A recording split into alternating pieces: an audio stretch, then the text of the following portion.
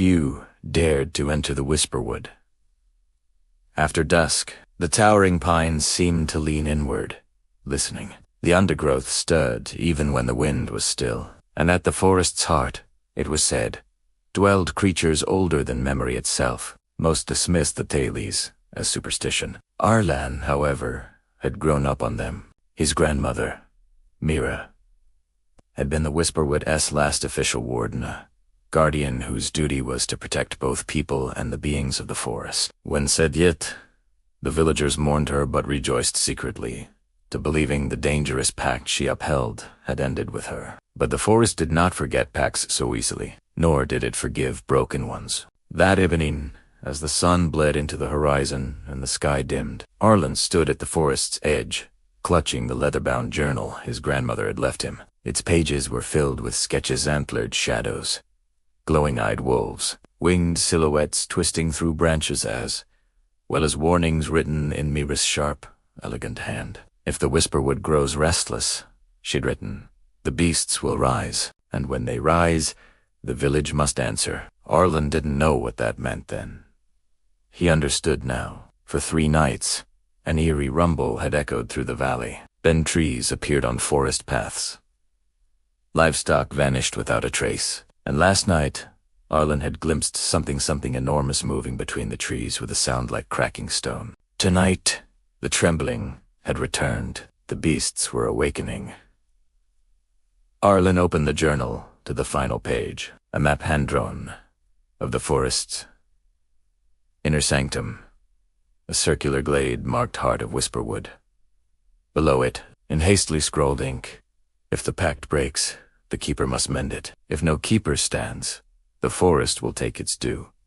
Arlan exhaled. No keeper, groan. But he was the only one left who believed the myths. He stepped into the forest. The air shifted immediately, heavy with pine sap and silence. Twilight poured through branches like dyed glass. Arlan tightened his grip on the journal and followed the narrow path marked on the map. After 20 minutes, he heard it a rustling that was too rhythmic to be wind. A shape stepped onto the path. A deer yet. Not a deer. Its antlers branched like chandeliers, each point glowing a faint blue. Moss and flowers grew along its spine. Its eyes were deep pools of starlight. Arlan froze. Moonheart, he breathed, a guardian spirit. His grandmother had drawn dozens of sketches of it, always with reverence. The creature bowed its head lightly, not threatening us. Arlan reached slowly into his pocket and pulled out the small silver charm Mira had given him as a child.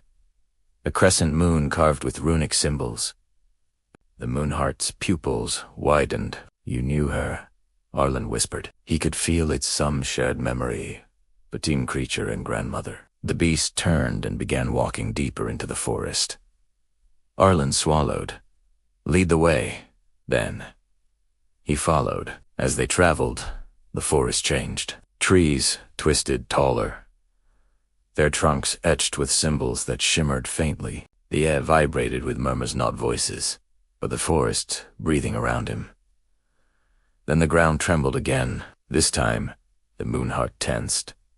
A howl split the darkness, not a wolf's howl, something deeper, older, vibrating through bone. Arlan flinched. What was that? The Moonheart stamped the earth once, and from the shadows emerged a second creature, T-Swan wolf-shaped, but vast, its fur woven with shadows like living smoke, its teeth glowing amber. The Umbroth, the night wolf, of legend, a creature of the forest's hidden borders, guardian of what lay unseen. Arlan's pulse hammered. The 2 beasts stood on either side of him, now one of light, one of shadow, guiding him, protecting him, or escorting him to judgment. They reached the heart of Whisperwood just as full darkness cloaked the sky. Fireflies spiraled upward in slow, glowing patterns. The air was warm, humming with a strange, ancient energy. At the center of the glade rose a stone altar overgrown with roots. On its surface lay a large crack, jagged and blackened. The pact. Broken. Arlan stepped closer. The ground trembled again, more violently. The roots around the stone writhed. From beneath the earth, something colossal stirred. The Moonheart lowered its head. The Umbrath bristled. Arlen backed away as the roots tore apart, and a creature unlike any he'd imagined rose slowly from the soil. A Goliath of wood and stone, with horns like twisted branches and eyes like burning coals. The oldest and fiercest of the Whisperwood. Its voice rumbled through the clearing, not spoken aloud, but pressed directly into Arlen's mind. "You bear the mark of the Keeper." Arlen staggered. "No, I'm not I. Can't the pact is broken. The forest demands its keeper." The journal slipped from his hands. "I don't know how." So did. My grandmother never taught me. I'm not her, I'm just meh." The elder worm lowered its massive head, glowing embers drifting from its breath. "The forest chooses. Not blood, not power. Courage." Arlen's heart raced.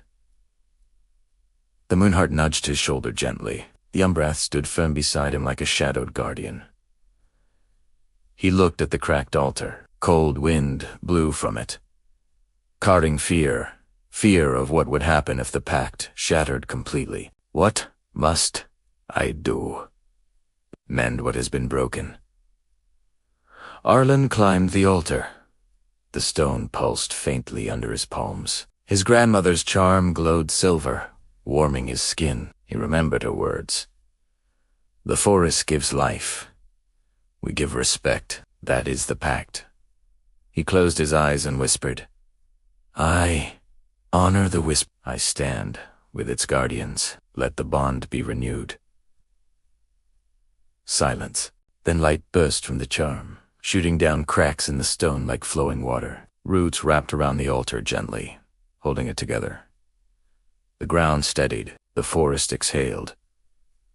The elder worm bowed its massive head. "The pact is restored."